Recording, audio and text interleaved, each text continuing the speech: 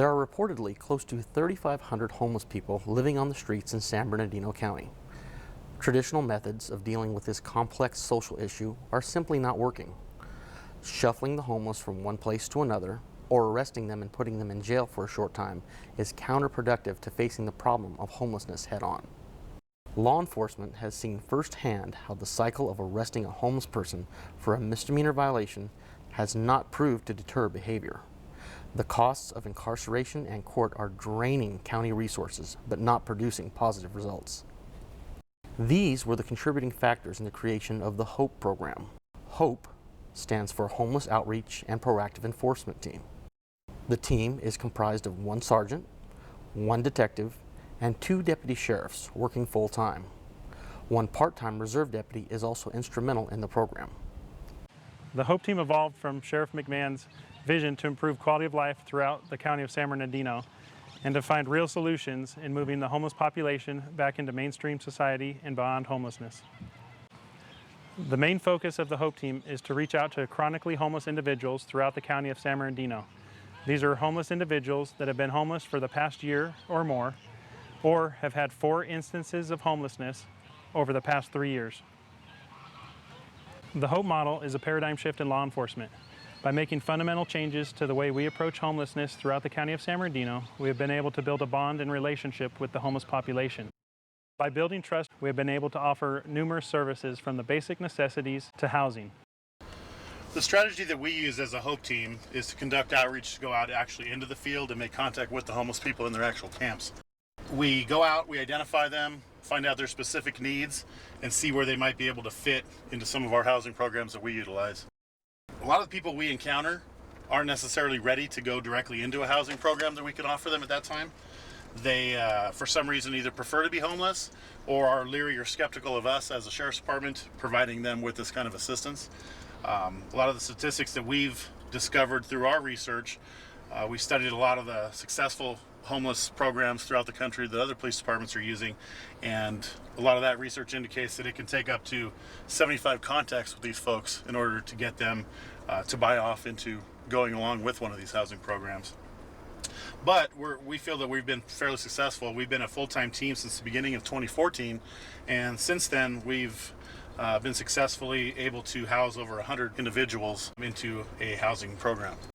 So the HOPE team works with about 350 homeless service providers throughout the entire county. It's 20,000 plus square miles.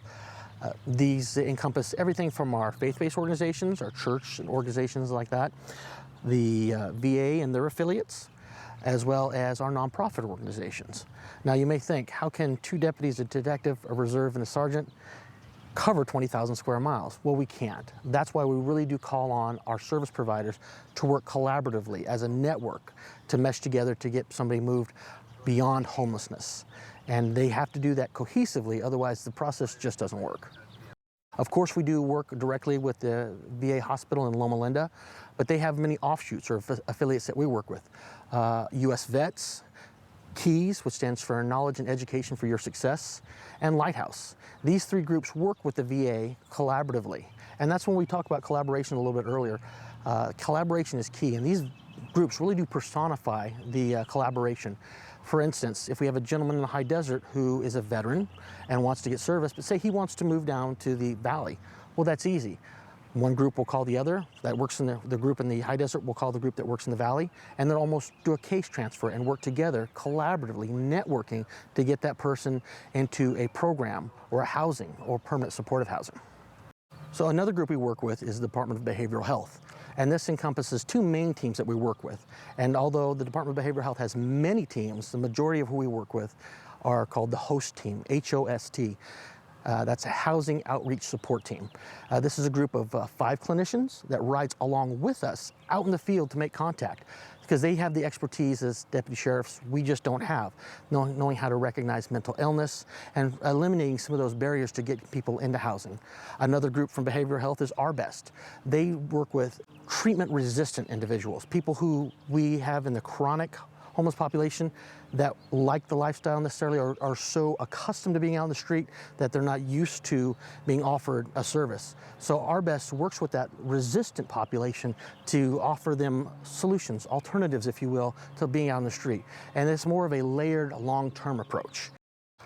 Recently, another group we've started to work with through the Department of Behavioral Health is Rehabilitation Services that deal with people who are dealing with alcoholism or drug addiction.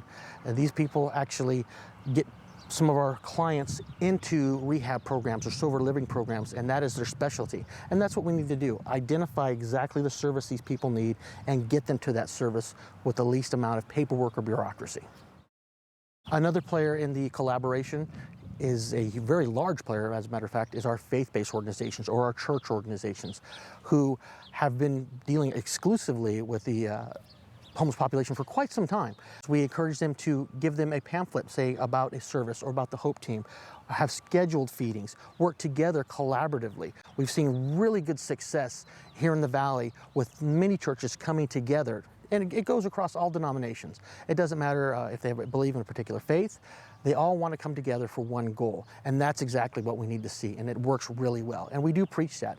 We're seeing a lot of our faith-based organizations embracing that change to find out how to work more effectively. In essence, work smarter, not harder. So our nonprofits have already begun to work collaboratively or network. A good example of this would be Life Community Development in the city of Adelanto.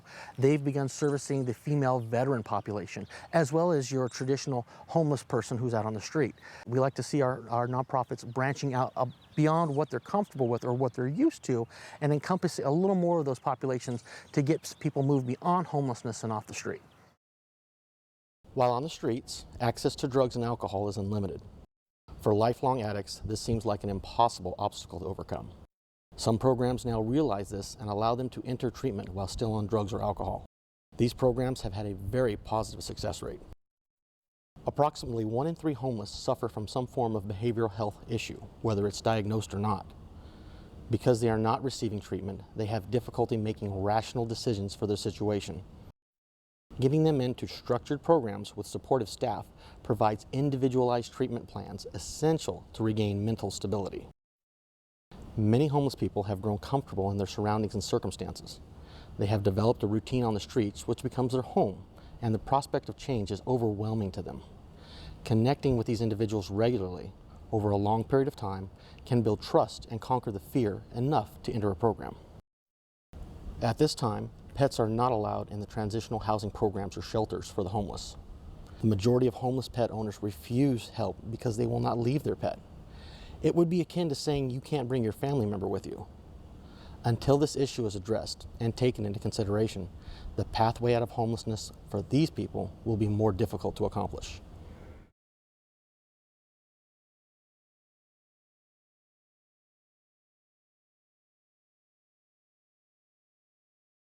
In 2004, I was last working out at Fort Irwin, which is right outside of Barstow, and I got laid off for the first time in my life. And the company I work for asked me to stay in the motel I was at for 30 days, and they paid for it. And they said to call them back in 30 days and that they would have another job to send me to.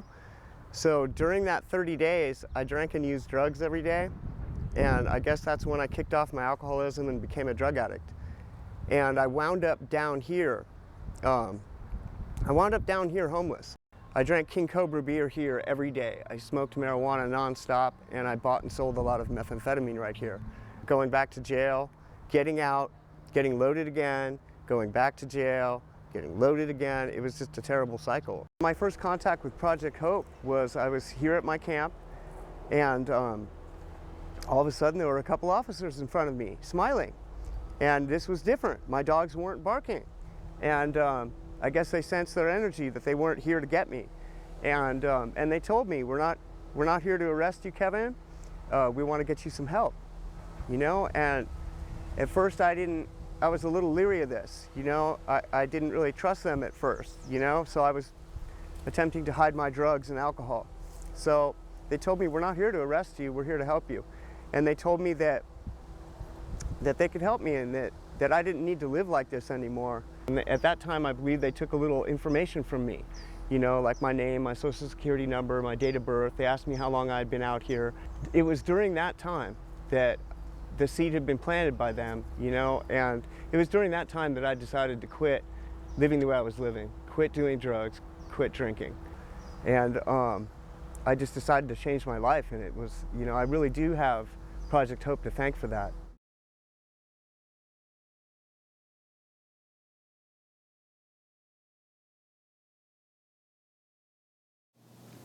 Here at Victor Valley Rescue Mission, we help the less fortunate, families in our community that are in need of hygiene items, clothing, food, the essentials in life. Victor Valley Rescue Mission has a food pantry at four different locations, and where we give a box of food to families in need. One of our programs is the shower program. What we do is provide a place for our homeless guests to come in and take a shower. We provide clothing, hygiene items, a towel, razors, anything that's needed to take a shower and clean themselves up. So in the past, we were able to reach our guests because they came to us. They came to our different locations to receive food or hygiene items. What we're seeing now through the HOPE program is that we are seeing more chronic homeless people coming to us asking for help. The ones we weren't able to reach because they were so deep in the river or wouldn't walk into the city. So we are seeing more of them, and we're seeing more of them wanting help because they have hope. The interesting name about the HOPE program is they are giving people hope because they're going to the places that nobody really wants to go to.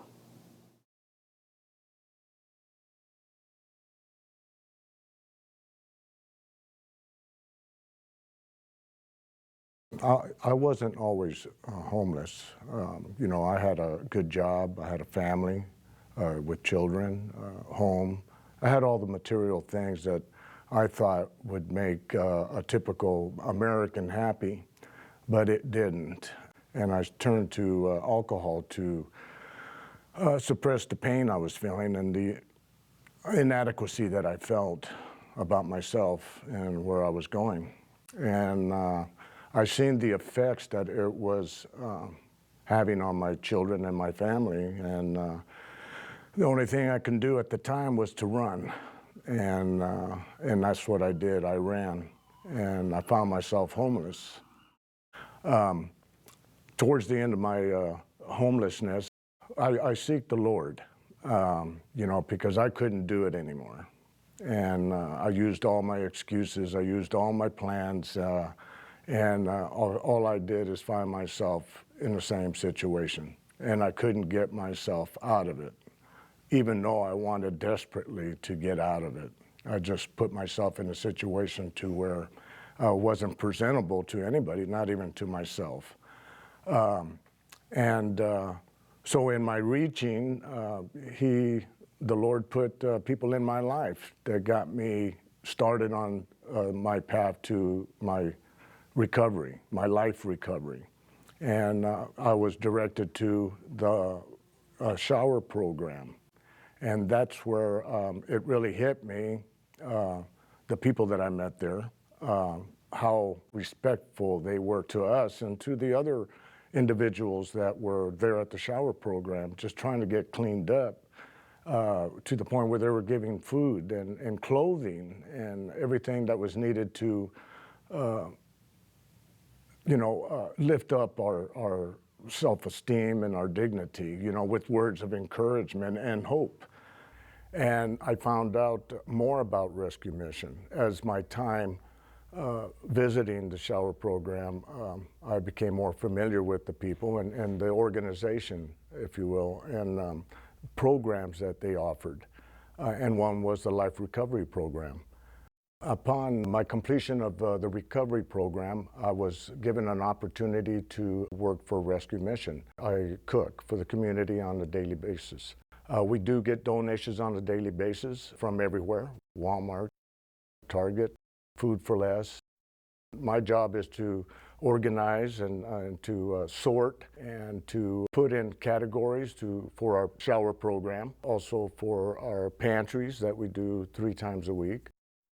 Me being from there helps me understand the people that are homeless, because I know how they feel, that they're inadequate to be involved in society, lost, you know, and no way out.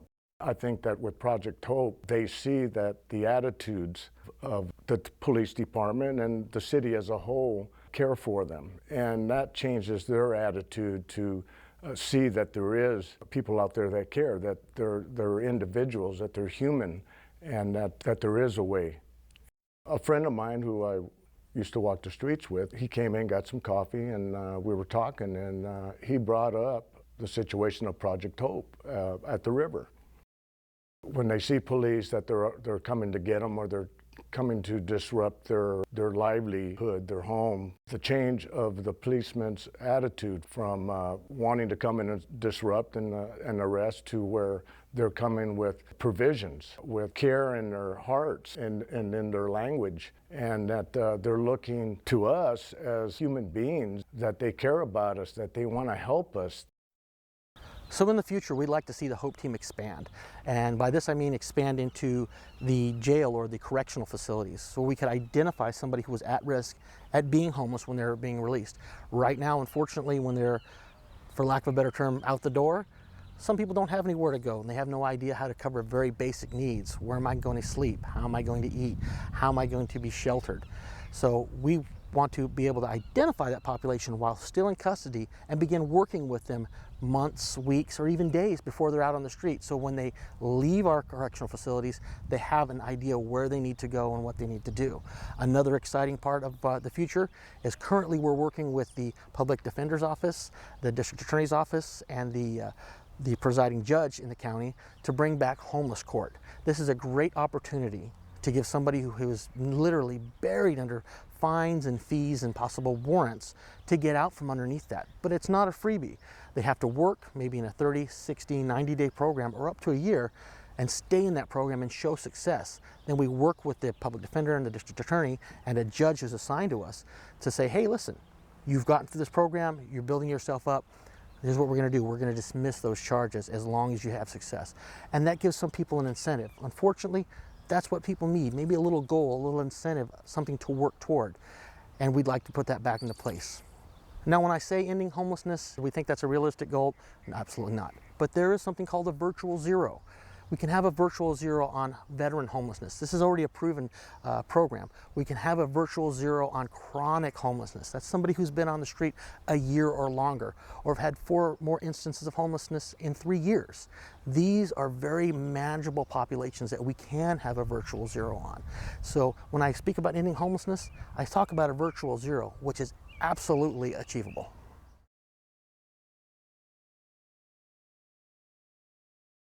Treating the homeless with courtesy and respect can give them energy to begin to lift themselves out of a bad situation. It tells them they have value. Volunteer your time and talents at shelters, food banks, soup kitchens, and other homeless outreaches. Offer financial support and donate material items to a well-known, reputable organization in your community.